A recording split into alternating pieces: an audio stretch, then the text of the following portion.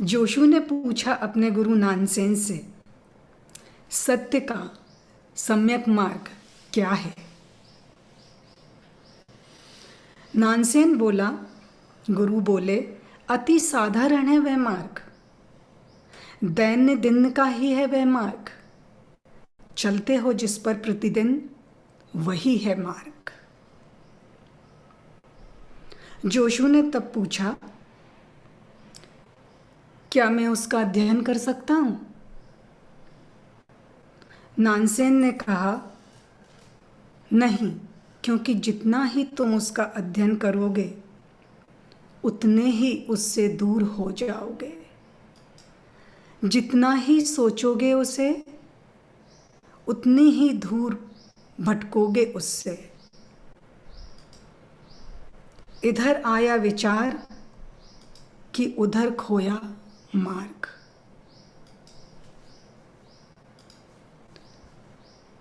स्वभावतः चकित हो जोशु ने कहा, जब मैं उसका अध्ययन ही नहीं कर सकता हूं तो उसे जानूंगा कैसे? इस पर नानसेन हंसा और चुप हो गया। थोड़ी देर जोशु ने मौन में प्रतीक्षा की और पुनः प्रार्थना की, कुछ तो कहें कि वह मार्ग कैसा है। और तब नानसेन आकाश की ओर देखने लगे और बोले, वह मार्ग दृश्य वस्तुओं से नहीं है, ना ही अदृश्य वस्तुओं में। वह न ज्ञात की कोटि में आता है न अज्ञात की। उसे खोजो मत, उसे विचारो मत, और ना ही उसे कोई नाम दो। और यदि पाना है स्वयं को उसके ऊपर, तो बस स्वयं को खोल लो, आकाश की भांति विस्तीर्ण।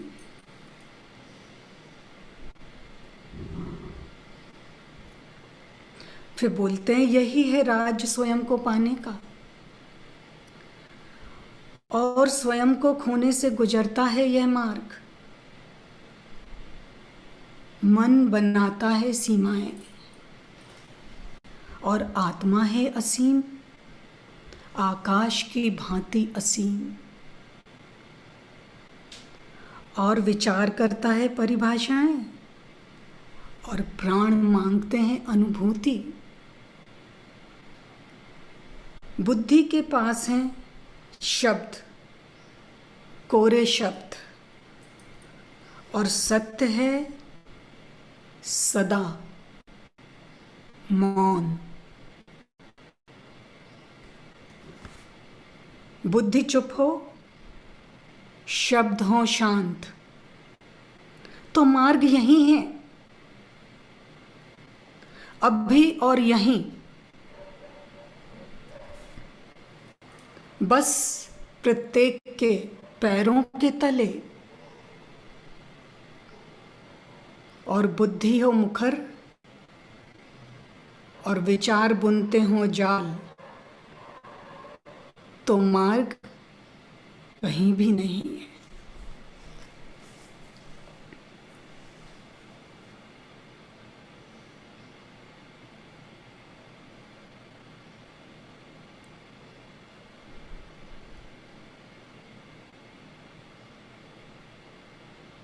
इन शब्दों को अभी और यहीं, प्रत्येक के पैरों के तले, बिल्कुल ऐसा ही है कि यहीं है। बस किस तरह ये बुद्धि अपनी उधेड़पुन बंद कर दे और विचारों के जाल बंद हो जाएं, तो बस इसी क्षण मौजूद है सब कुछ। और उसका ही उपाय है ध्यान।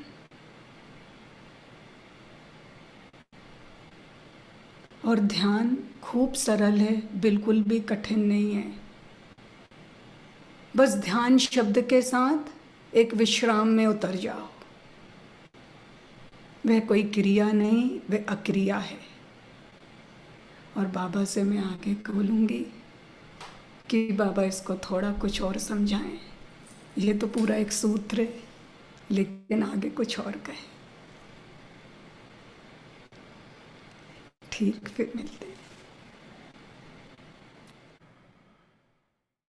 सत्य को जान लेना एक बात है, और सत्य के संबंध में दूसरे को जनाने का उपाय करना बिल्कुल अलग बात है।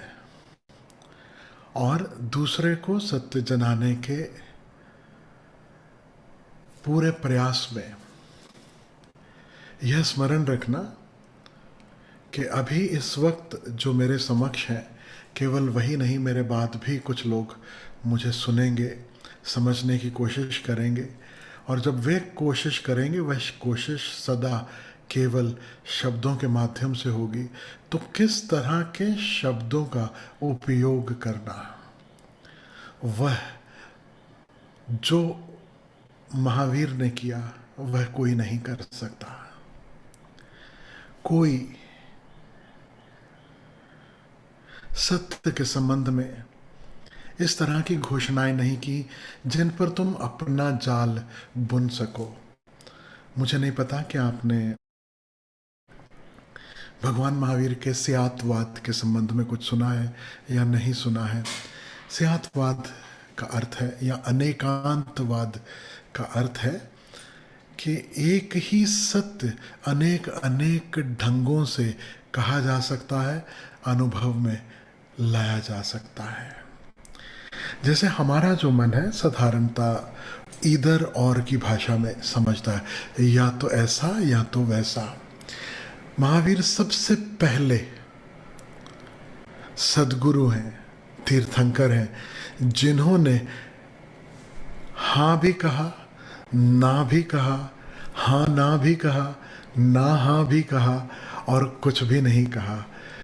वो इतना कंफ्यूजिंग है समहाउ, साधारण बुद्धि के लिए उसे पकड़ पाना। इसलिए शायद भगवान महावीर उतना नहीं फैले इस विश्व में जितना कि बौद्ध फैले। बुद्ध जो कहते हैं, बड़ी सीधी सीधी सरल सरल बात कहते हैं, ऐसा है ऐसा नहीं है। सामान्य मन को बात समझ में आती है। लेकिन महावीर से जब पूछो क्या ऐसा है, तो वो कहेंगे शायद।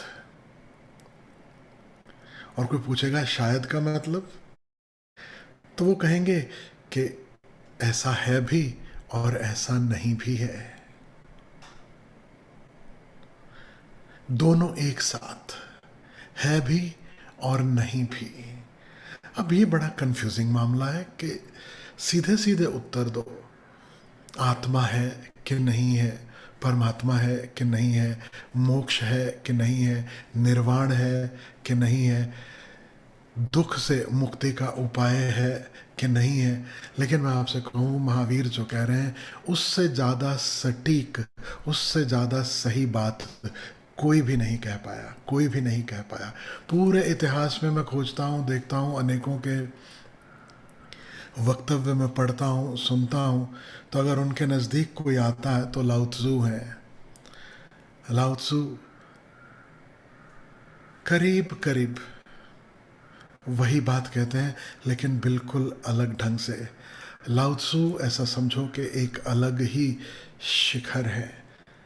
वो तो कुछ कहना ही नहीं चाहते थे, कुछ भी नहीं कहना चाहते थे, लेकिन फिर भी जबरदस्ती कहलवाया गया तो उन्होंने कहा भी और बहुत कुछ अनकहा छोड़ दिया।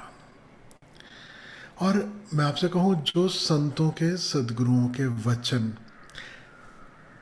कंफ्यूजिंग है, सीधे सीधे नहीं है, उसमें एक बात जो हम सबको सीखने जैसी है, हमारे लिए जो महत्व की है, वह यही है कि हमें अपने अनुभव से खोजना होगा। हम उनकी बातों को लेकर कोई एक किताब नहीं बना सकते। हम कोई एक, जैसे बोलते हैं ना, गाइड फॉर डमीज, कि आपको ये सीखना है तो उसके लिए ये गाइड है, वो पढ़ते चलो स्टेप बाय स्टेप और बात बन जाएगी। नहीं, जितने ये शिखर पर बैठे संत हैं जिन्होंने जरा भी हमें हाथ पल्ला नहीं पकड़ाया, वो सिर्फ एक ही निमंत्रण दे रहे हैं कि तुम खुद इस मार्ग पर चलो, खोजो, पहचानो, जानो और फिर उसे जियो। ओशो भी उसी कैटेगरी में आते हैं। ओशो नए युग के, इस युग के प्रारंभ है, उनसे एक नए युग की शुरुआत होती है। ख्याल रखना, ओशो की किताबों को पढ़ोगे, ओशो के प्रवचन सुनोगे, तब भी आप पाओगे कि आज ओशो किसी बात के पक्ष में कह रहे हैं और कुछ समय के बाद उससे बिल्कुल कुछ उल्टा कह रहे हैं। कभी यह तो कभी वह है, कभी इसकी तारीफ कर रहे हैं और कभी उसका खंडन कर रहे हैं। तो यह खंडन और कभी मंडन, कभी हाँ कभी ना, कभी ऐसा है तो कभी ऐसा नहीं है, यह बहुत बड़ा चैलेंज है। और यह चैलेंज मैं आपसे सच में कहूँ, केवल और केवल जो बहुत बहुत प्रज्ञावान है उन्हीं के बस का है। नहीं तो मूड जो है वो तो चाहता है कि मुझे सिंपल सिंपल बताओ, इतना सिंपल बताओ कि बस करना क्या है और वादा कर दो कि ये करोगे तो ये होगा।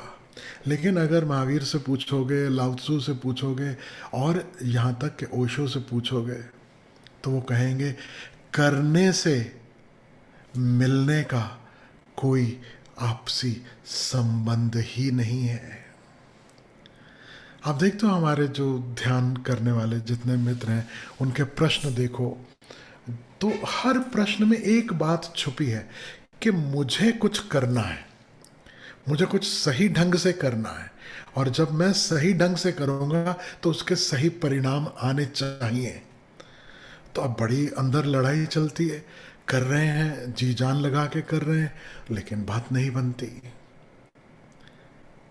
बहुत कुछ कर रहे हैं, फिर पूछते हैं इसमें क्या भूल हो रही, कैसे करूं। मेरे एक मित्र हैं बम्बई में, तो उन्होंने कहा कि पिछले 20 साल से मैं डायनामिक मेडिटेशन कर रहा हूं, लेकिन कुछ बात नहीं बन रही, कुछ आत्मज्ञान वगैरह तो नहीं घट रहा। हाँ, चीख चिल्ला के थोड़ी शांति मिल जाती है, थोड़े समय के लिए ठीक लगता है, वापस पंजाबी की कहावत है, मुड़ थुड़ खोती बोड़ हेठा। घूम फिर के जो गधा है वो वापस बरगद के पेड़ के नीचे आके खड़ा हो जाता है। कहीं घूम ले, कहीं जितना मर्जी घूम ले, घूम फिर के वापस उसी जगह पर गाड़ी खड़ी है जहां से शुरुआत की थी। बात नहीं बन रही, जंप नहीं मिल रहा, कोई द्वार है अदृश्य जो खुल नहीं रहा।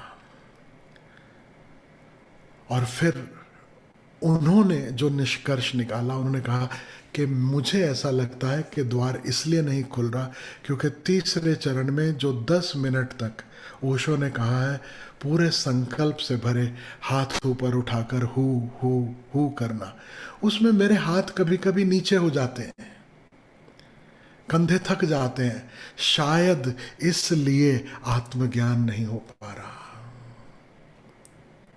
तो मैंने उनसे कहा तुम्हें लगता है कि आत्मज्ञान का संबंध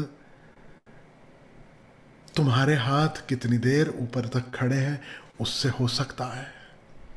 थोड़ा सोचो, ओशो के शिष्य हो, इतने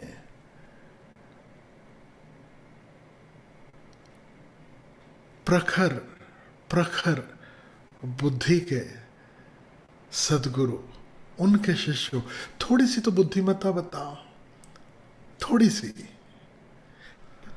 अगर नहाने से, तीर्थ से, स्नान करने से अगर परमात्मा मिलता तो मेंढक और मछलियों को सबसे पहले मिलता। अगर हाथ ऊंचे खड़े करने से परमात्मा मिल रहा होता, हाथ ऊपर उठाकर हु करने से परमात्मा मिल रहा होता, तो न जाने कब से कितने जन जो हु कर रहे हैं, गा रहे हैं, नाच रहे हैं, अब तक मिल चुका होता। नहीं, किसी हु से, किसी क्रिया से, किसी विधि से उसके मिलने की कोई संभावना नहीं है। आज की जो कहानी माँ ने कही कि वह ठीक हमारे पैरों के तले है, तो सुबह जब माँ ने कहानी ये मुझे पढ़ के बताई, जब कहा कि ये कहानी आज मैं शेयर करने वाली हूँ, तो साथ ही साथ माँ ने कुछ और भी कहा, आपके साथ नहीं शेयर किया, मैं आपसे शेयर करना चाहता हूँ। बैठकर माँ मुझे कह रही थी कि ये जो ध्यान का मामला है ना, ये बिल्कुल सच्ची में ओशो जो कहते हैं ना, ये नैक है, ये चुटकी बजाने जैसा है। एक चुटकी भर की बात है, या तो बात बन जाती है या नहीं बनती। उसके बारे में सोचते रहो, विचार करते रहो, उपाय करते रहो, बात नहीं बनती। बस या तो बन जाती है या नहीं बनती। सच अ नैक। और बन जाती है जब, तब तुम पाते हो कि it is so easy, it is so simple. Oh my God. Osho कहते हैं जैसे तैरना एक नैक है। तैरना कोई सिखा नहीं सकता। हाँ, तुम्हें सहारा दे सकता है, तुम्हें सहानुभूति दे सकता है, इतना ही कह सकता है कि हाँ, तुम्हें डूबने नहीं दूंगा, मैं तुम्हारे पास हूं, बस। और गुरु बिल्कुल वही करता है। वो हमारे संग में है, साथ में है, कहते चलो इस तरह हाथ मारो, इस तरह से पैर मारो। और साथ ही साथ वही गुरु कहते हैं कि जितना हाथ पैर मारते हो उतना ही डूबने की तैयारी कर रहे हो।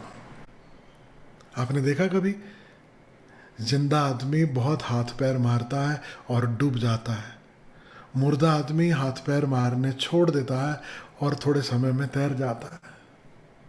Can you imagine? अब तैरने में क्या मदद करेगा? It is just a knack. Bicycle चलाना, वह संतुलन जो बाइसिकल के ऊपर है, क्या कोई सिखा सकता है? करते करते अचानक से तुम्हें उसका नैक मिल जाता, बस बात पकड़ में आ गई। Try and remember the first time when you road on a bicycle. जब आपने बाइसिकल चलानी सीखी होगी, क्या कोई उसके पीछे थ्योरी है? क्या उसके पीछे कोई साइंस है? बस क्लिक हो जाता है, या तो क्लिक होता है या नहीं होता। किसी को जल्दी होता है, किसी को देर में होता है। इस तरह से ये जो खेल है लगातार चलते चले जाता है। और ध्यान ना, साइकिल चलाना ये एक फिजिकल घटना है, तो कोई ना कोई तो फिजिक्स के लॉ काम कर रहे हैं, भले हमें पता है या नहीं पता। स्विमिंग यह भी फिजिकल घटना है, तो जहां जहां कुछ फिजिकल घटना है वहां कोई ना कोई फिजिक्स का लॉ एट वर्क जरूर है, भले वो लॉ हमें समझ में आए या ना समझ में आए, हमें पता हो या ना पता हो। लेकिन अब बात होने लगी मेटाफिजिकल की। ध्यान कोई फिजिकल घटना नहीं है, उसका आकार से, उसका रूप से, उसका देह से कोई संबंध ही नहीं है। तो देह की कोई भी प्रोसेस ध्यान में आपको गहरे ले जाए और आत्मज्ञान हो सके, असंभव है, असंभव है।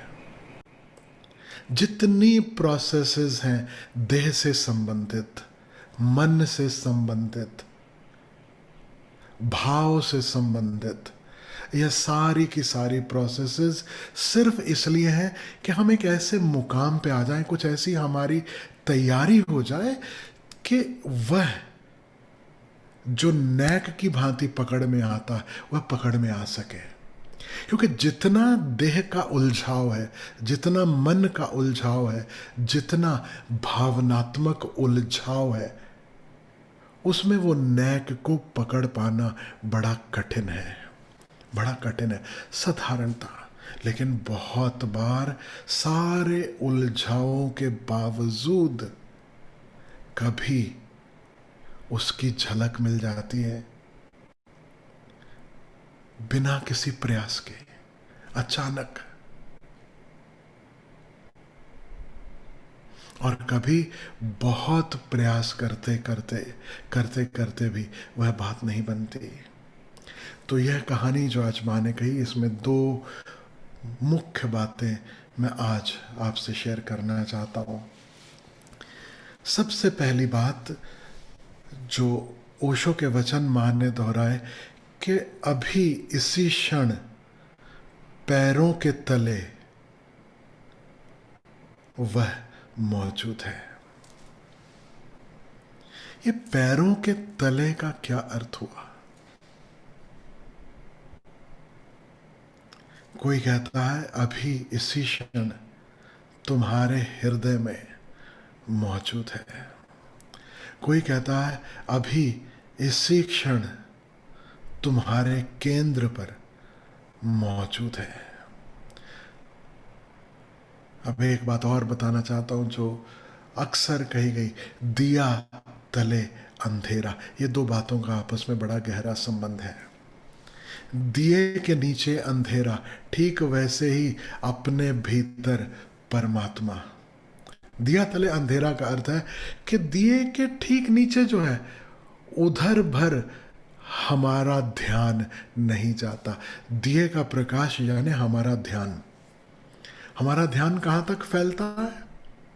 दूर दूर तक फैलता है। दिए की रोशनी दूर दूर तक फैलती है, चारों दिशाओं में फैलती है, सब तरफ फैलती है। सिर्फ अपने ही स्रोत में जहां यह दिया टिका है, अपने ही आधार पर उसकी रोशनी नहीं पड़ती, वहां अंधेरा है। और जब इस कथा को कहते हुए ओशो कह रहे हैं पैरों के तले वह मौजूद है। ख्याल रखना, जब तुम पैरों पे खड़े हो, जब तुम चलते हो फिरते हो, तुम यात्रा पर निकले हो, भले उस यात्रा को कहो अंतर यात्रा, जब तुम खोजने निकले हो तो तुम सब जगह देखते हो, सब जगह देखते हो। पैरों के नीचे कभी नहीं देखा, पैरों के नीचे कभी नहीं देखते। अर्थात जहां तुम हो वहां छोड़कर सब जगह खोजते हो। यहां पैरों के तले का अर्थ लिटरल मत ले लेना। पैरों के तले का अर्थ है तुम जहां हो, तुम्हारे गहनतम में वही मौजूद है। और अगर इतना निकट है, निकट से भी निकट है, तो फिर हमें दिखाई क्यों नहीं देता? फिर उसका अनुभव क्यों नहीं होता? फिर उसका एहसास क्यों नहीं होता? फिर हमें उसका पता क्यों नहीं चलता? फिर ये सारा जगत सब जगह मारे मारे क्यों घूम रहा है? कोई काबा, कोई काशी, कोई कहीं सर झुका रहा, कोई कहीं सर झुका रहा, कोई कहीं जाके दिया जला रहा, कोई कहीं जाके अगरबत्ती जला रहा, कोई ये उपाय कर रहा है, कोई वो उपाय कर रहा है, कोई योग साध रहा है, तो कोई नया योग, नई विधियां साध रहा है, कोई डायनामिक मेडिटेशन कर रहा है, कोई नाद ब्रह्म ध्यान कर रहा है, कोई कुंडलिनी ध्यान कर रहा है। सब कुछ करना, याद रखना, कोई गारंटी नहीं देता कि तुम्हें वह मिल ही जाए। There are no guarantees, no warranties. खोजते रहो, लगे रहो मुन्ना भाई। कुछ सीक्रेट इंग्रेडिएंट है, और वह इंग्रेडिएंट जब तक मिसिंग है तब तक बात नहीं बनती, नहीं बन सकती। तो इस कहानी में उस सीक्रेट इंग्रेडिएंट की बात ओशो कह रहे हैं कि वह सीक्रेट इंग्रेडिएंट क्या है, वो असली कुंजी क्या है जिससे बात बनती है। मैं वह कुंजी कहूं उससे पहले मैं एक छोटी सी कहानी आपसे कहना चाहता हूं, क्योंकि महावीर जयंती है तो तीर्थंकरों से संबंधित कथा है। कथा है बाहुबली की।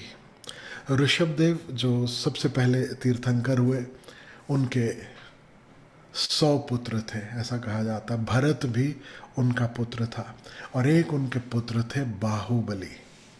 बाहुबली से वो जो पिक्चर बना साउथ में बाहुबली, वह मत समझ लेना, लेकिन एक विशाल काय मूर्ति है बाहुबली की, बिल्कुल महावीर भगवान जैसे दिखाई देते हैं। खड़े हैं, योद्धा जैसा शरीर, गठीला, सुडौल, विराट मूर्ति, और खड़े हुए दिखाई देते हैं। बाजुओं पर, पैरों पर लताएं चढ़ रही हैं, जैसे वृक्ष इत्यादि ग्रो करना शुरू कर दिए उनके शरीर पर। इतनी कठोर तपश्चर्या उन्होंने की। कहा जाता है, उनकी कथा कहती है कि कानों में पक्षियों ने घोंसले बना लिए और उनका ध्यान भंग नहीं होता था। वो ध्यानस्थ हैं, अपने भीतर डुबकी लगाए हैं, अपनी साधना में रत हैं, और न जाने कितने वर्ष। तो उनकी थोड़ी सी चर्चा मैं आपसे करना चाहता हूं, इन बाहुबली की। भरत, ऋषभदेव के बेटे भरत, जिनके नाम पर इस देश का नाम भारत हुआ, ख्याल रखना। भरत ने एक चक्र चलाया और विश्व को जीतने निकले, और जो जो हिस्सा, अभी तो बहुत कुछ कट गया, बंट गया, लेकिन जिसे अखंड भारत कहा जाता, जिसमें काबुल, कंधार भी शामिल थे, पाकिस्तान तो अभी अभी जन्मा है, ये सब जिस भारत का हिस्सा थे, वह जो अखंड भारत है, वह उन्हीं भरत की नाम पर, उन्हीं की देन है। तो भरत जो है वो सारा जीत कर वापस लौटे, लेकिन तभी उनको ख्याल में आया कि जो बाकी भाई हैं, क्योंकि भाइयों के साथ तो युद्ध भी नहीं किया, तो जीता भी नहीं, तो उनसे भी पता कर लेना चाहिए क्या उनको मेरा साम्राज्य स्वीकार है कि नहीं है, क्योंकि सम्राट होने का हक तभी है अगर साम्राज्य सभी को स्वीकार हो, अन्यथा नहीं।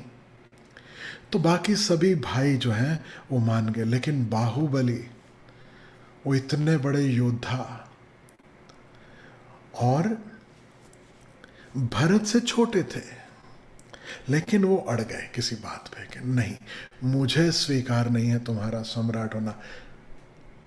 तो अगर तुम्हें सम्राट होना ही है, जैसे बाकी सब जगह युद्ध किया, you will have to actually fight with me. तो अंदर कुछ होगा, कॉलर जिससे ऊंचे रहें, कुछ तो भाव होगा मैं का कि ऐसे ही कैसे तुम राजा बन जाओ, मैं भी कुछ हूँ। तो उनके भीतर का जो सम्राट था, वो भी हेलोरे ले रहा होगा, जागने की कोशिश कर रहा होगा। तो उन्होंने कहा sorry, you will have to fight with me. तो कहते हैं कि उनके बीच में मल्ल युद्ध हुआ, आपस में 1-on-1 फाइट, और बाहुबली ने भरत को पछाड़ दिया। भरत हार गए। लेकिन जैसे ही भरत हारे, कुछ ही समय में बाहुबली को अपने भीतर ये एहसास हुआ कि मैंने ये क्या किया। राजपाट के लिए, सम्राट बनने के लिए मैंने अपने ही बड़े भाई के साथ झगड़ा किया और उन्हें हरा दिया, उन्हें पछाड़ा। हम किनकी संतान हैं? अचानक उन्हें स्मरण हुआ, हम किनकी संतान हैं? हम ऋषभदेव की संतान हैं। और ऋषभदेव तब तक अपनी साधना में जंगल जा चुके थे, तीर्थंकर हो चुके थे। अब बाहुबली को लगा कि ये मैंने गलत रास्ता चुन लिया, मुझसे भूल हो गई, यह सम्राट इत्यादि होना यह मेरा कार्य नहीं है। I am born to move into penance. मेरा मार्ग साधना का मार्ग है। तब उन्होंने भरत को वापस वह राजपाट सौंपा, उन्हें प्रणाम किया, उनसे क्षमा मांगी और खुद भी जंगल के लिए रवाना हो गए। और जब जंगल गए, अधिकांश अगर जैन संस्मरण पढ़ो तो उसमें कहा जाता बस गए और वहाँ उन्होंने बहुत साधना की, और साधना करने के बाद वे आत्मज्ञान को, केवल ज्ञान को उपलब्ध हुए। नहीं, इसके बीच की कुछ घटना है जो मैं आपसे कहना चाहता हूँ। साधना में लीन है, साधना बराबर चल रही है, लेकिन ज्ञान नहीं हो रहा, ज्ञान नहीं हो रहा। ध्यानस्थ है, मस्त हैं, अपने में डूबे हैं, देह से मुक्त हो गए, देह से पार हो गए। देह पर क्या क्या हो रहा है उसका असर उनके चित्त पर नहीं हो रहा। देह पे लताएं चढ़ रही, बेल चढ़ रही, पक्षियों ने घोंसले बनाने शुरू कर दिए, कहीं पे हाथ कट गया और वहां से खून बह रहा है। हालांकि जैन शास्त्र कहेंगे कि खून नहीं, दूध की ही धारा बहती है। अब वो बातें अलग हैं। तो ये सब होने लगा, लेकिन ज्ञान नहीं, आत्मज्ञान नहीं। तो बड़ी देर ये तप चला, बड़ी देर ये तप चला। लोग प्रतीक्षा कर रहे, सारे भाई बहन प्रतीक्षा कर रहे कि कब ज्ञान इनको हो और वे लौटे। तो बाहुबली की एक बहन थी, वो भी साधना करती थी, और वो गई ऋषभदेव के पास, पिता के पास, और उन्होंने कहा कि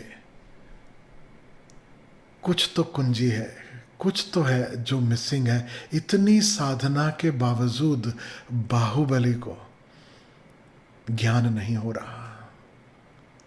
आप कुछ मार्गदर्शन दें, आप कुछ कहें तो मैं जाकर भाई से कहूं, जिससे उसकी गति हो सके। मुझसे देखा नहीं जाता, इतनी साधना, इतनी कठोर तपश्चर्या, लेकिन फिर भी बात नहीं बन रही। ऋषभदेव ने जो बात कही उसे ध्यान से सुनना। उन्होंने कहा कि तुम उससे जाकर बस इतना ही कहो कि तुम जो हाथी के ऊपर लगे हुए आसन पर विराजमान हो, वहां से नीचे उतर आओ। अंग्रेजी में कहूं, आज की भाषा में अगर इसका अनुवाद करना हो तो कुछ कुछ ऐसा होगा कि उन्होंने क्या कहा, get down from that high horse you are sitting on. Rishabhdev के जमाने की बात है, ये तो विदेशियों की कहावत है ना, हाई हॉर्स। सबसे ऊंचा घोड़ा किसके पास होता था? राजा के पास। तो तुम जो ऊंचे घोड़े पे सवार हो ना, उससे थोड़ा नीचे उतरो, ऐसा समझो कहा गया हो। लेकिन भारत तो भारत है, भारत में राजा घोड़े इत्यादि पे थोड़ी न चढ़ते थे। राजाओं का जो आसन था वह हाथी के ऊपर था। हाथी के ऊपर सवारी करते हुए राजा की, सम्राट की सवारी निकलती। घोड़े इत्यादि तो योद्धाओं के लिए, सेनापतियों के लिए थे। तो बात समझ में आने लगी होगी आपको धीरे धीरे। ऋषभदेव कहते हैं उसे कहो, हाथी पर जिस आसन पे वो विराजमान है उससे कहो वहां से नीचे उतर आए। और बहन ने जाकर यह बात कही बाहुबली को, और कहते हैं बाहुबली ने सुना और बस बात बन गई। क्या समझ में आया उन्हें? अचानक क्या ख्याल में आया उन्हें कि ध्यान के मार्ग पर भी वह जो मैंपन है कि मेरे किए से कुछ होगा, मैं सब कुछ हूं, मैं करने वाला हूं, यह भाव जब तक मौजूद है तब तक ज्ञान असंभव है। इस मैं का मिटना जरूरी है, इस मैं का मिटना जरूरी है। और मैं आपसे कहूं, बहुत बड़ा खतरा है ध्यानियों को, भक्तों को, जो संसारियों को नहीं है। संसारी का मैं जितना बड़ा होता चला जाता है, याद रखना, उसे पता रहता है कि ये अहंकार है और वह उससे मुक्त होना चाहता है। लेकिन ध्यानी का, भक्त का, त्यागी का, धार्मिक इंसान का जो अहंकार है, उसे पता भी नहीं चलता कि यह एक नया, एक सूक्ष्म अहंकार मेरे भीतर खड़ा हो रहा है कि कितना बड़ा ध्यानी हूं मैं, कितने गहरे मेरे अनुभव हैं, कितनी गहरी मेरी अनुभूतियां हैं। तो हम सबको ये बात याद रखने जैसी है, भीतर कुछ भी घटा हो, कुछ भी हो रहा हो,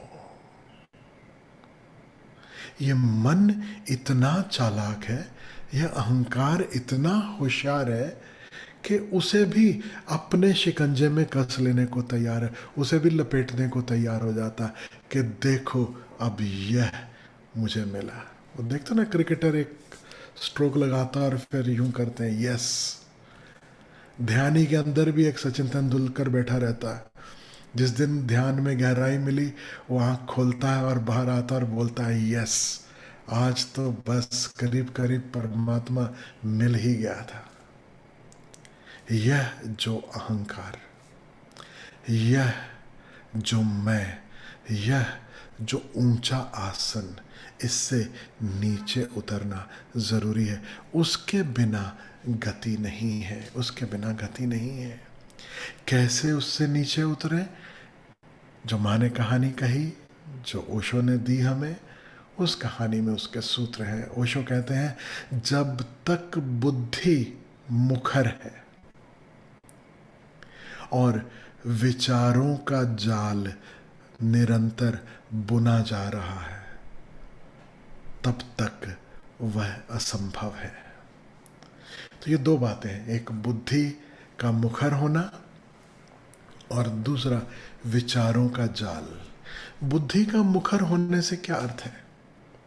बुद्धि के मुखर होने का अर्थ है बीइंग जजमेंटल। बुद्धि का काम क्या है? To distinguish, to create distinctions.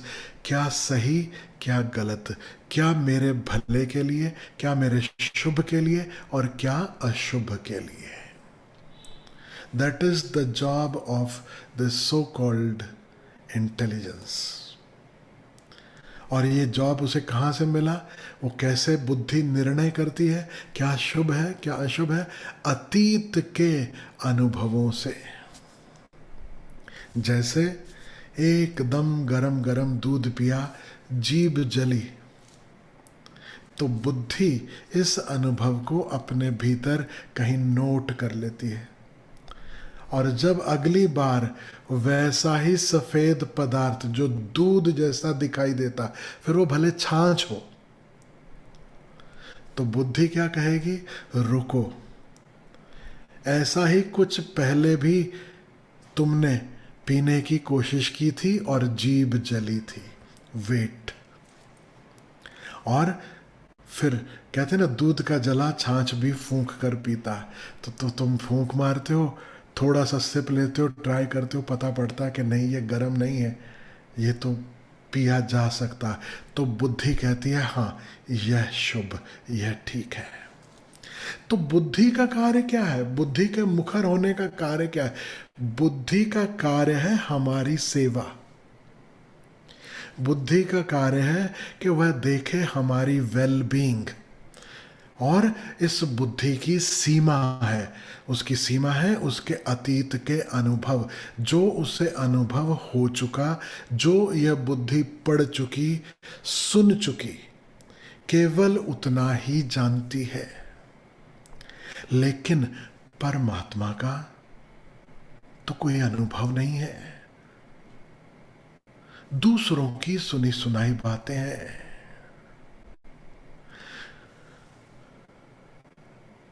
Physical world का जहां तक संबंध है, सुनी हुई इंफॉर्मेशन काम आ सकती है, लेकिन जहां आंतरिक जगत की बात है, जहां सत्य की बात है, वहां सुना हुआ सत्य हमारे काम नहीं आता।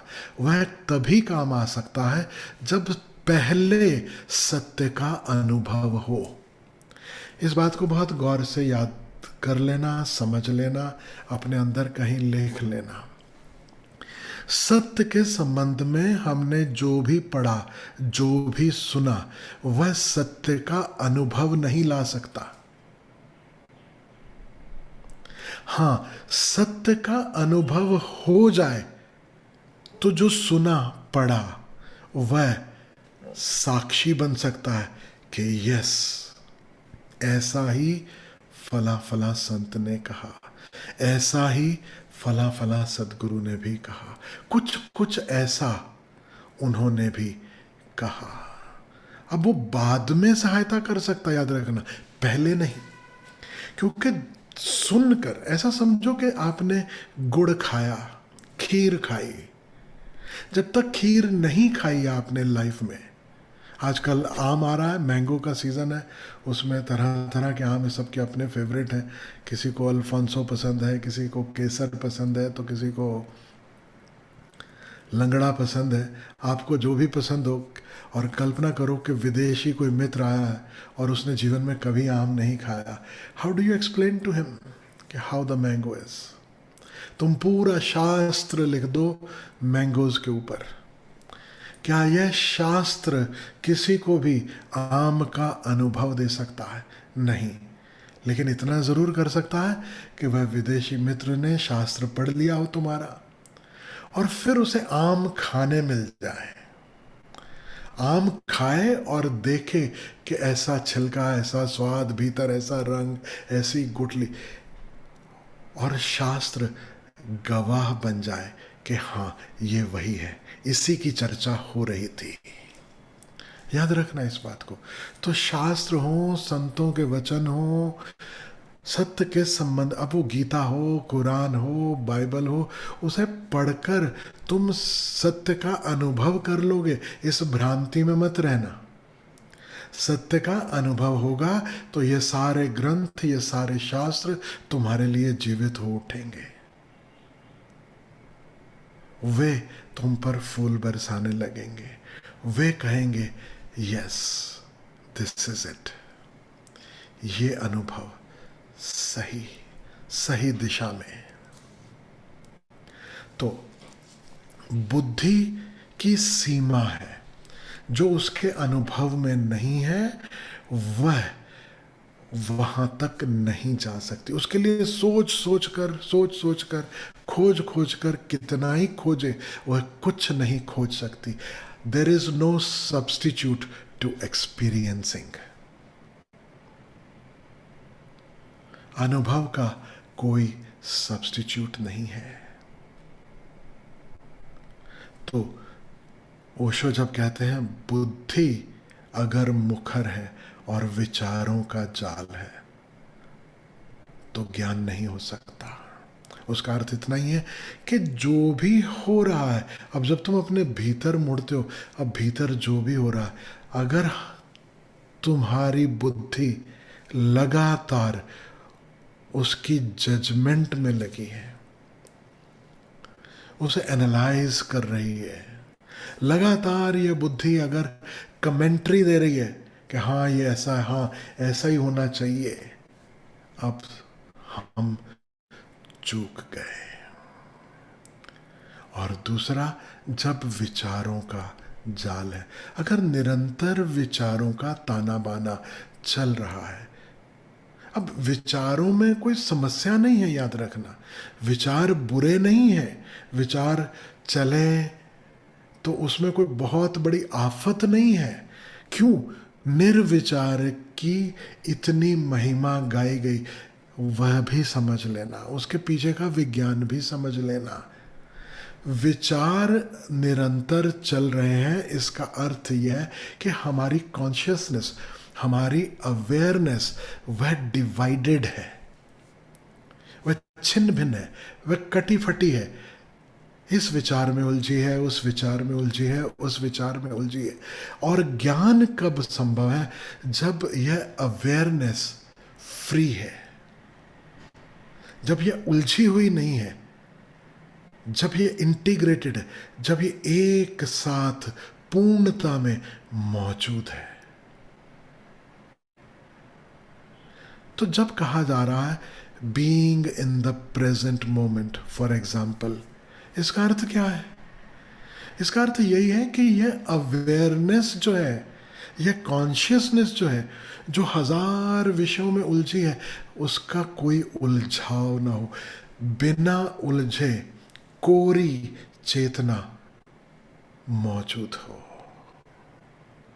कोरी चेतना की मौजूदगी।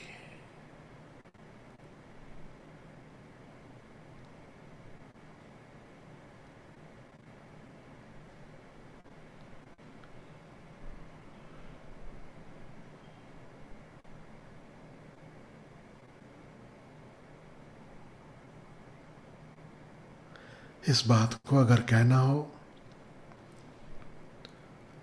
तो यह भी कह सकते हैं। जैसे इसी को पॉजिटिव वे में जब ओशो कहते हैं तो ओशो क्या कह रहे हैं ख्याल में आपको? ओशो कहते हैं जब बुद्धि मौन हो और विचार शून्य हो तब ज्ञान। कह सकते हो जब यह चेतना कहीं उलझी नहीं है तब ज्ञान है। क्योंकि बुद्धि का मुखर होना भी चेतना का उलझाव है, विचारों के ताने बाने जाल बुनना वह भी चेतना का उलझाव है। असली बात अनउलझी चेतना,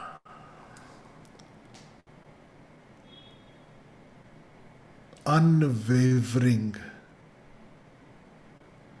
कॉन्शियसनेस। जब कॉन्शियसनेस की झील पर कोई भी तरंग नहीं, कोई भी लहर नहीं, निष्तरंग चेतना, वहां इल्हाम, वहां ज्ञान। और ये कैसे हो?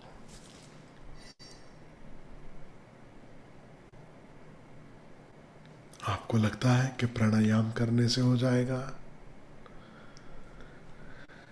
आपको लगता है कि कोई विशेष आसन से हो जाएगा?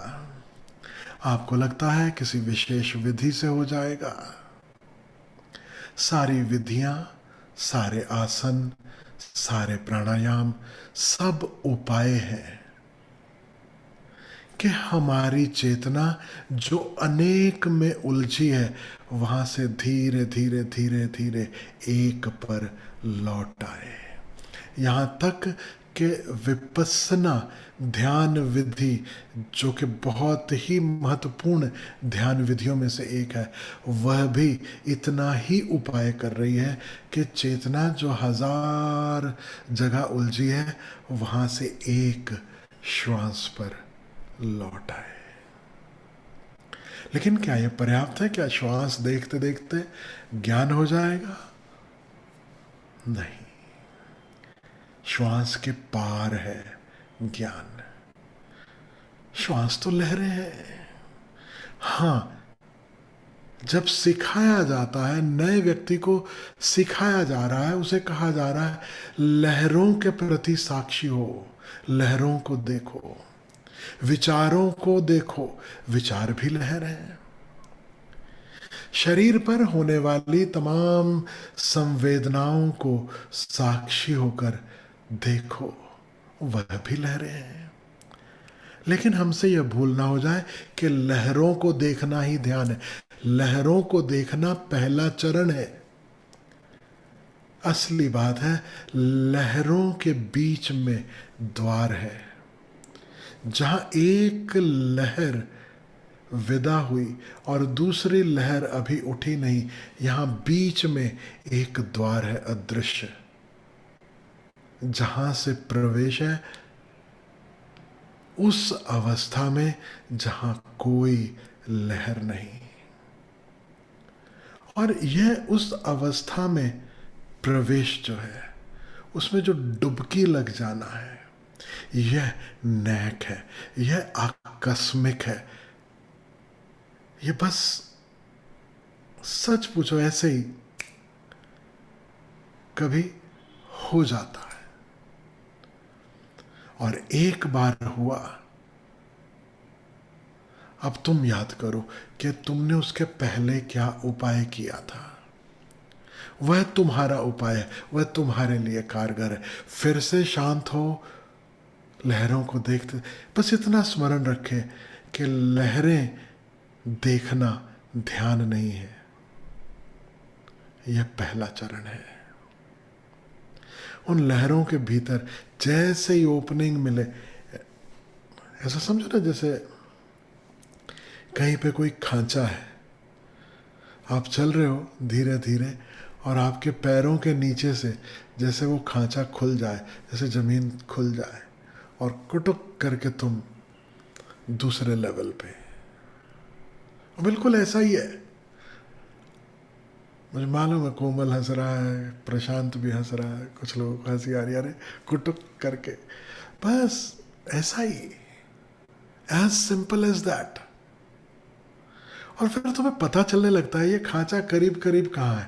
अंधेरे कमरे में भी तुम्हें आइडिया लगने लगता है कि ये करीब करीब कहाँ है खांचा।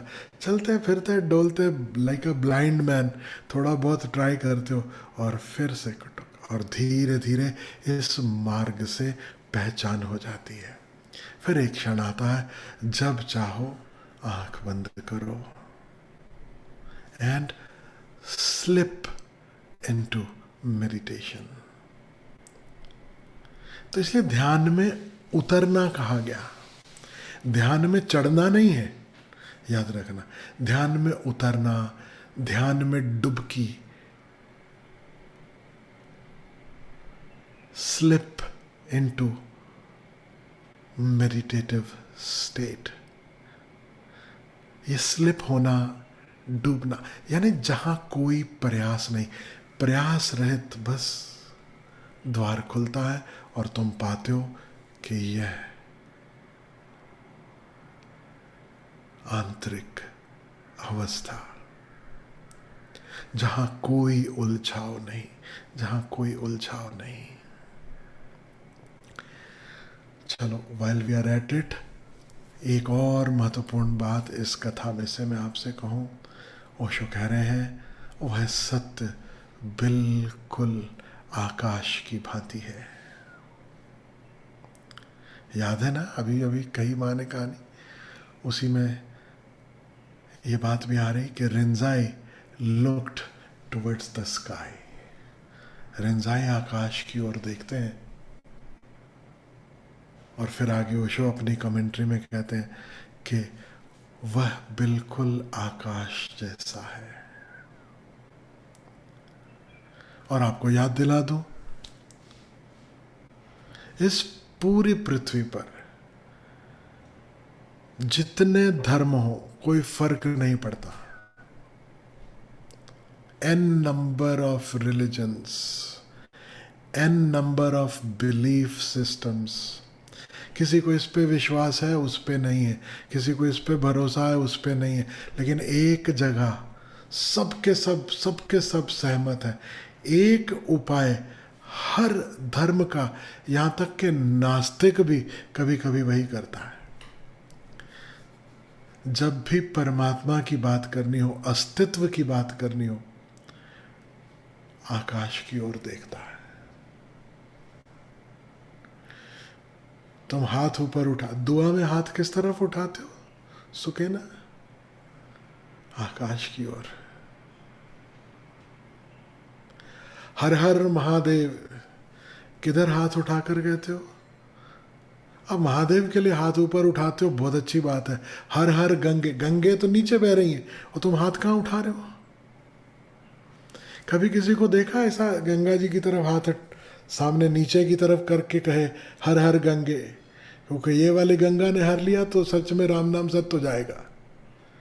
तो बात कुछ और हो रही। हाँ, गंगा जी नीचे बह रही, लेकिन तुम हाथ ऊपर उठाते हो और कहते हो हर हर गंगे। नानक साहब की पेंटिंग्स देखो, उंगली आकाश की ओर है। एक ओंकार सतनाम, या कहेंगे तेरा भाणा मीठा। जब भी कहेंगे तेरा, याद रखना उंगली आकाश की ओर होगी। कुछ जीवन में घटे, कुछ पसंद नहीं है, लेकिन मजबूरी में स्वीकार करना पड़े, तो भी आप क्या कहते हो? चलो हरी इच्छा। तब भी हाथ आकाश की ओर, चलो उसकी मर्जी। क्या कोई धर्म है इस पृथ्वी पर? क्या किसी ऐसे व्यक्ति को किसी भी सभ्यता के पूरे इतिहास में जिसके बारे में आपने पढ़ा हो, सुना हो, जिसने जमीन में नीचे की तरफ इशारा करके कहा हो, हरी इच्छा, जैसा वो चाहे, आज तक। तो संत क्या करते हैं, कैसा इशारा करते हैं, वह भी बहुत बारीकी से समझने और पकड़ने जैसा है। Rinzai didn't say anything. Before he uttered a single word, he looks towards the sky. मुझसे पूछो, बात वहीं समाप्त हो गई। अब इसके आगे विस्तार है, इसके आगे विस्तार है। और रिंजाई जापान के बहुत बहुत बड़े सदगुरु हैं। अनेक गुरुओं ने उनसे दीक्षा ली और आगे चल, अनेक शिष्य आगे चलकर गुरु हुए। अनेक शिष्य, इक्का दुक्का नहीं। ठीक वैसे ही जैसे भारत में रामानंद हुए और अनेक शिष्य उनके आगे चलकर गुरु हुए। फिर वो रविदास हो कि कबीर हो, जैसे दादू हुए, दादू के भी अनेक शिष्य आगे चलकर संतत्व को उपलब्ध हुए, गुरु हुए। ऐसे ही शिखर पर है रिंजाई। मामूली बात नहीं है। और ये कहानीकार जो है, जिसने भी ये कथा लिखी होगी, ये कुछ ड्रामेटिक हमें नहीं दे रहा है, ये कोई स्पेशल इफेक्ट नहीं बता रहा है कि ये सीन में आकाश की ओर देखना चाहिए और फिर अगले सीन में बात होनी चाहिए। आकाश में देखकर रिंजाई कुछ सोच नहीं रहे हैं, कुछ विचार नहीं कर रहे हैं, सीधे सीधे कह रहे हैं, यही है, दिस इज इट।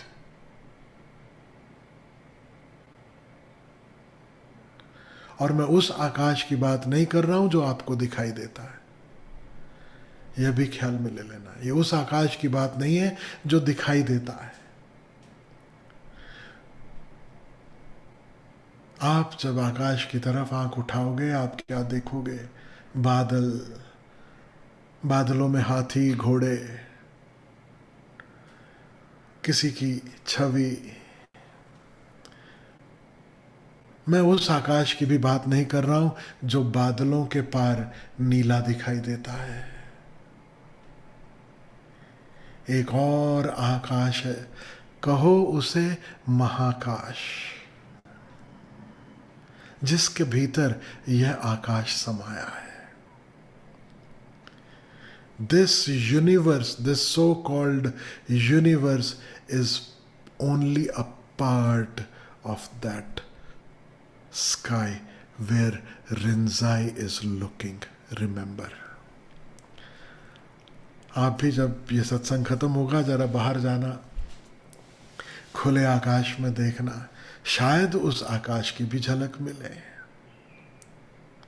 लेकिन उस आकाश की झलक कभी भी बाहर देखते देखते किसी को नहीं मिली। एक और सूत्र कह दे रहा हूं आपको, जिसे उस परम आकाश को जानना है, उसे खोजना होगा भीतर। उसका द्वार बाहर से नहीं है, वो आंख खोलने से नहीं दिखाई देता, उसका मार्ग भीतर है, वह भीतर दिखाई देगा।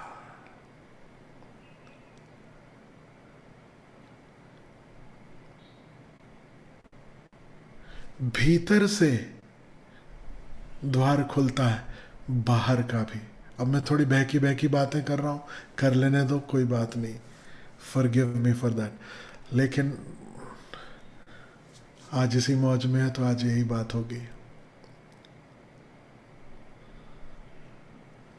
जो बाहर के आकाश में खोजने निकला वो भटक जाएगा।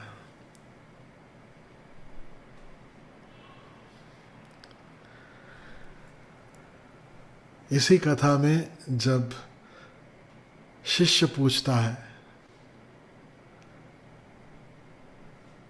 कि कैसे ज्ञान हो, कैसे दर्शन हो, तो रिंजाई एक और कार्य भी कर रहे हैं। कथा कहती है रिंजाई आंख बंद कर चुप बैठ गए। इशारों पे इशारे हैं। आकाश के पीछे आकाश है, सूत्र के पीछे सूत्र है, एक के बाद एक है।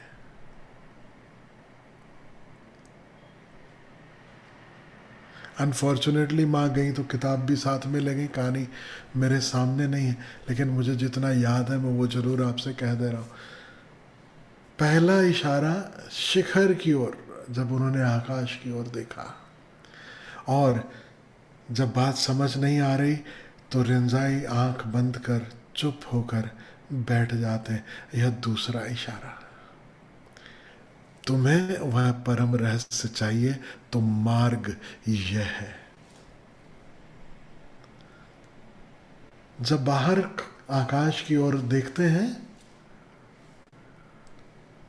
तो मंजिल की बात कह रहे हैं, और आंख बंद कर जब चुप हो जाते हैं तो मार्ग की बात कह रहे हैं कि जिसे वहां पहुंचना है, जिसे वह खोजना है, उसे यहां से शुरू करना होगा। क्लोजिंग द आईज और चुप, एकदम चुप।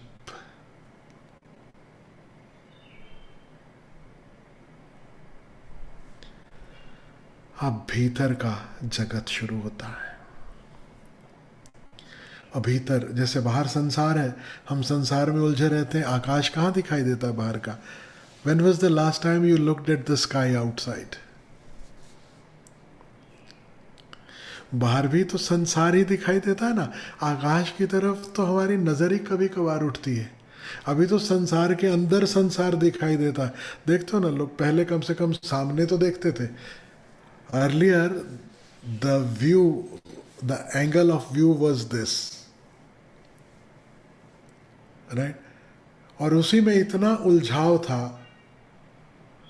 कि उधर देखने के लिए फुर्सत ही नहीं थी। अब एक और मामला गड़बड़ हो गया। अब एंगल ऑफ व्यू यहां की जगह ये ऐसा हो गया है,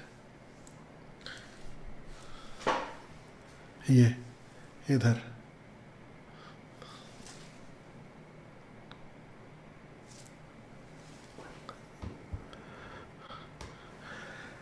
अब जो यहां देख रहा है उसे वो कहां दिखाई देगा, कैसे दिखाई देगा? इतना उलझाव है बाहर, ठीक वैसे ही उलझाव है भीतर। भीतर भी जब हम आंख बंद करते हैं तो भीतर का आकाश दिखाई नहीं देता है। जो दिखाई देता है वह अंतर जगत है, अंतर आकाश नहीं। अंतर जगत का अर्थ है वही जो बाहर देखा था उसकी प्रतिध्वनियां। बाहर जो अधूरा छूट गया, अब मन ही मन अपने भीतर उसे पूरा करने की कोशिश। यह अंतर जगत। और सामान्यतः हम समझते हैं यही ध्यान है, अंतर जगत के प्रति होशपूर्ण होना। और हमारे सदगुरु ओशो भी यही कहेंगे, शुरुआत करो यहीं से। अपने भीतर जो भी विचार चल रहे हैं, जो भी इमोशंस हैं, जो भी हो रहा, उसके प्रति होशपूर्ण हो। लेकिन इतना ही नहीं कहा, सिर्फ ये पहला कदम है। ओशो कह रहे हैं जब तुम भीतर मुड़ोगे, सबसे पहले तुम जिसके रूबरू होगे वह स्वरूप नहीं है, वह स्वभाव नहीं है, वह अंतर आकाश नहीं है, वह अंतर जगत है। अंतर जगत यानी स्वप्न, विचार, अनफिनिश्ड बिजनेसेस, एक मूवी अपने भीतर जो लगातार चल रही है। थोड़ा और गौर से देखते रहो, देखते रहो। इवन फिजिकल तल पर जब अपने भीतर देखते हो तो आपको प्रकाश और छाया का खेल अपने भीतर दिखाई देता है, क्योंकि बाहर प्रकाश है और छाया है। आप अभी ट्राई करो, एक लाइट बल्ब की तरफ थोड़ी देर देखो, आंख बंद करो, अब उसका रिवर्स इमेज अपने भीतर दिखाई देने लगेगा, और थोड़ी देर बाद फिर से रिवर्स हो जाएगा। और अगर ज़्यादा देर लाइट की तरफ देखते रहो, अचानक आंख बंद करो, हाथ से ढक भी लो, थोड़ी देर में पाओगे भीतर लाइट ही लाइट होने लगी, तरह तरह की लाइट जलने लगी। थोड़ा दबा लो उंगली से, अब तरह तरह का प्रकाश। बहुत सारे तथाकथित संत आंखें दबा देते हैं थोड़ी सी और बोलते हैं देखो भीतर प्रकाश दिखाई दिया। ये परमात्मा का प्रकाश, ये अंदर का प्रकाश। नॉनसेंस। ये फिजिकल घटना है। प्रेशर आया आंखों पे, दबाया, कोई भी दबाएगा, अंदर जगमग जगमग शुरू हो जाएगी। You can't confuse this with the inner light. You cannot confuse what you see within with the inner sky. यह अभी अंतर जगत ही है। देखते देखते देखते देखते, टिकते टिकते अपने भीतर धीरे धीरे धीरे धीरे एक शांत शून्य अवस्था जब बनने लगती है, तब अंतराकाश खुलना शुरू होता है। तब अपने भीतर गहराई मिलती है। गहराई जब मैं कह रहा हूं, अब ये पोएटिक वे में नहीं कह रहा हूं। गहराई का अर्थ है सच में भीतर एक वास्टनेस, एक विस्तार जिसका कोई और छोर नहीं, अपने भीतर दिखाई देना शुरू होता है।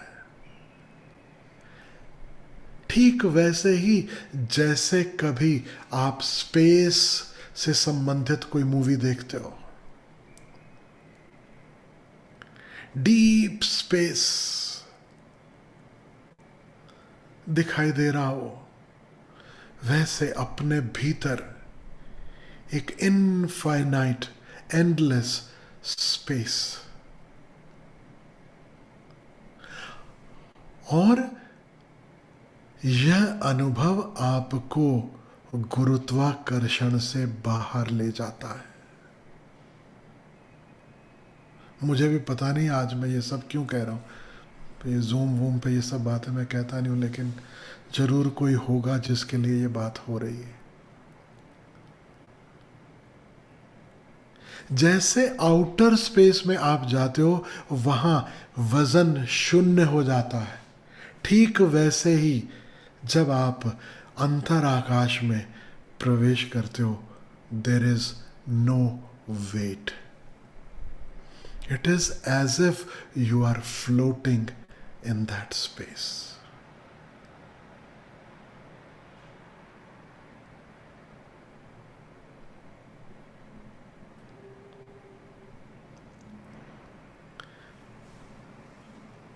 शुरुआत कह रहा हूं अंतराकाश की. धीरे धीरे धीरे धीरे और गहरे उतरते चले जाते हो.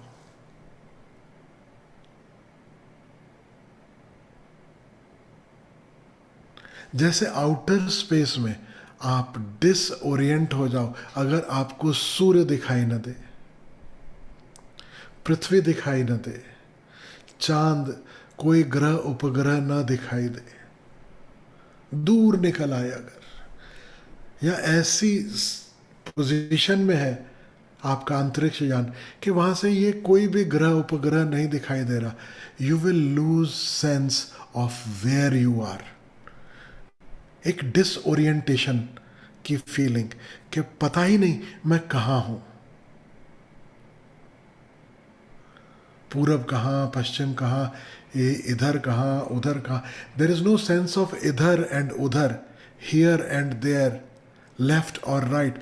All this sense of this three-dimensional space disappears even in the outer space when there are no objects to refer to. And in the inner sky, there is no possibility of any objects. Nothing exists. And that feeling is similar to that disorientation.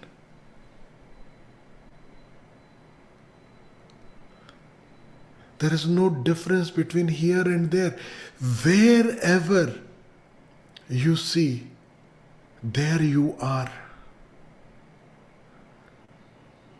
You can't even say, I am here and the sky is there.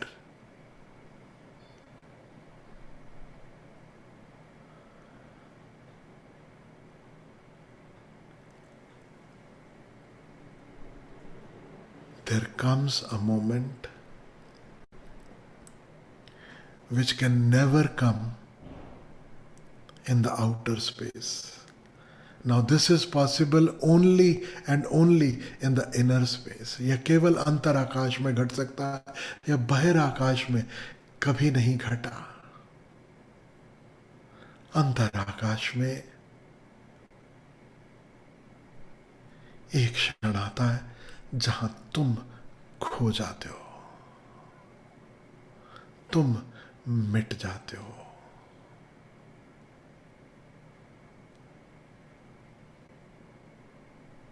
उसी को कृष्ण मूर्ति कहते हैं, the observer is the observed.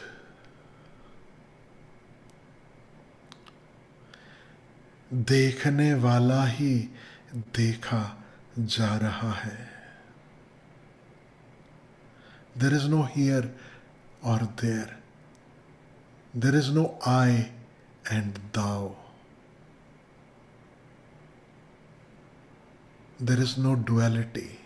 There are not two. There is just immense, infinite vastness.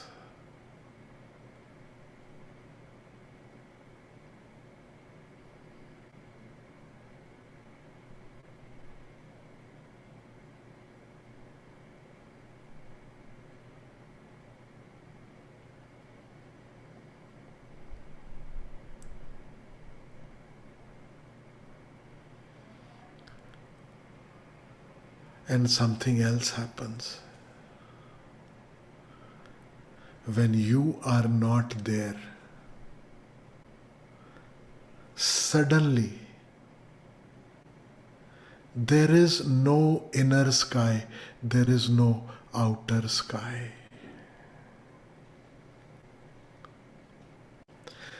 तुम हो तो तुम्हारे reference में भीतर है, तुम्हारे रेफरेंस में बाहर है. जब तुम ही नहीं, जब यह रेफरेंस ही खो गया, तब न वहां भीतर है न वहां बाहर है. Neither there is inner sky nor the outer sky. This distinction is also gone. It just disappears. तो रिंजाई जब देखते हैं आकाश में, तो उस अवस्था की ओर इशारा कर रहे हैं. उनके लिए अंतराकाश बहिराकाश इस सब का कोई मतलब ही नहीं बचा. भीतर भी वही, बाहर भी वही, सर्वत्र वही. लेकिन शिष्य को हमेशा यह याद रखना है, उसे दर्शन कहाँ होंगे? भीतर. जो बाहर खोजने निकला वह भटकेगा, जो भीतर खोजने निकला वह खो जाएगा. दोनों केस में there will be no one to report. जो बाहर खोजता रहा वो बाहर भटकता रहा. अब वो भी क्या रिपोर्ट करेगा? चाहकर भी कुछ रिपोर्ट करने को नहीं.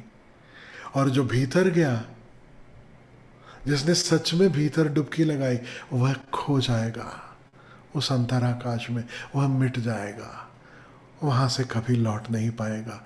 तो again there is no one to report. फिर भी यह संतों सद्गुरुओं की करुणा है.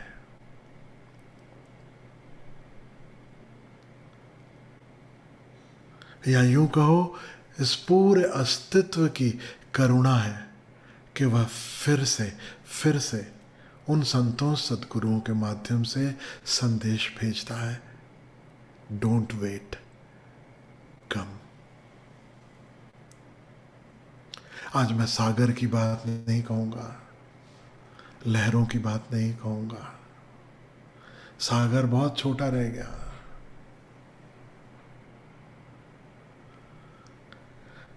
वह शून्यता पुकारती है, वो अपने में समाने को आतुर है, वो गले में लगाने को आतुर है। शर्त इतनी सी है, तुम जितना करीब जाओगे उतना पिघलते जाओगे और मिट जाओगे। इसलिए क्षमा और परवाने जैसा यह संबंध है। सच पूछो तो गुरु शिष्य का संबंध भी क्षमा और परवाने जैसा संबंध है। बस इतना सा फर्क है, संसार में वो गीत है, क्षमा कहे परवाने से परे चला जा, मेरी तरह जल जाएगा यहाँ नहीं आ। और यहाँ मामला उल्टा है, गुरु कहता है क्षमा कहे परवाने से तू देर ना लगा, तू यहाँ चला आ, मेरी तरह तू भी हो जा बस फना। क्योंकि जो फना हुआ उसी को बका उपलब्ध होती है। दो शब्द हैं सूफियों के, फना और बका। फना यानी समाप्त हो जाना, मिट जाना, और बका नया जीवन, reborn. Then it is not you, it is pure divinity. Walking, talking, laughing, celebrating divinity. सच पूछो तो यही संत की परिभाषा है। If you ask me, संत यानी कौन? संत यानी कैसा? Walking, talking, laughing, celebrating divinity. That is a mystic. उपाय एक ही है, ध्यान, भीतर डुबकी लगाना। विधियां अनेक हैं, अनेक विधियां वो तैयारी करवाने के लिए कि ध्यान की अवस्था में डुबकी लग सके। तो उपाय एक ही है, ध्यान। तो फिर से कहूँगा, ध्यान बुझाए प्यास, बाकी सब बकवास।